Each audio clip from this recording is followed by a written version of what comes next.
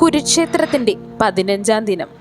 യുദ്ധം അതിൻ്റെ കൊടുമ്പിരി കൊണ്ട് നിൽക്കുമ്പോൾ തേരിനോട് കുതിരയും, കുതിരയോട് ആനയും, ആനയോട് കാലാളും, കുതിരക്കൂട്ടത്തോട് കുതിരക്കൂട്ടവും, കാലാൾക്കൂട്ടത്തോട് കാലാളുകളും, തേരിനോട് തേരും, ആനയോട് ആനയും, അങ്ങനെ പല മട്ടിൽ ചേരും വിധവും ചേരാത്ത വിധവും യോദ്ധാക്കന്മാർ പോരിൽ ചെന്ന് ഏറ്റു.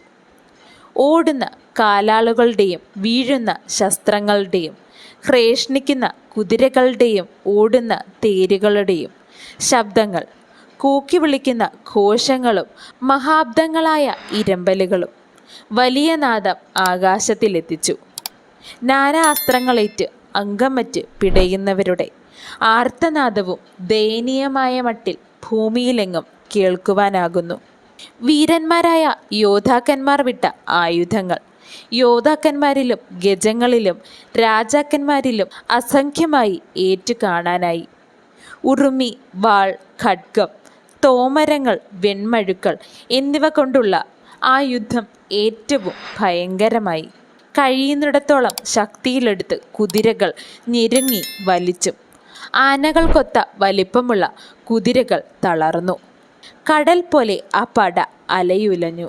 ദ്രോണരും അർജുനനും യാതൊരു ഭാവവ്യത്യാസവുമില്ലാതെ ആ രണഭൂമിയിൽ നിലകൊണ്ടു ആർത്തന്മാർക്ക് ആശ്രയമായി. അങ്ങനെ നിലകൊള്ളുന്ന അവരോട് മറ്റുള്ളവർ ഓരോരുത്തരായി വന്ന് ഏറ്റു. എന്നാൽ ചെന്നവരെയെല്ലാം ആ വീരന്മാർ കാലപുരിയിലേക്ക് അയച്ചു.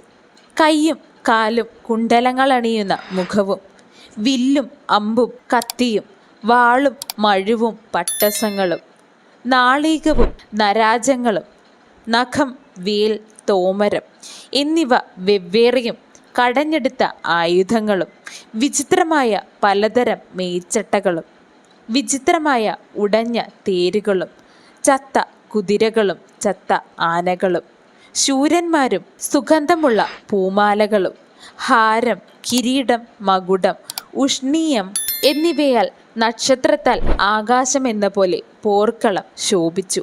സഹിക്കാത്ത കോപത്തോടെ ദുര്യോധനൻ നകുലനുമായി ഏറ്റു.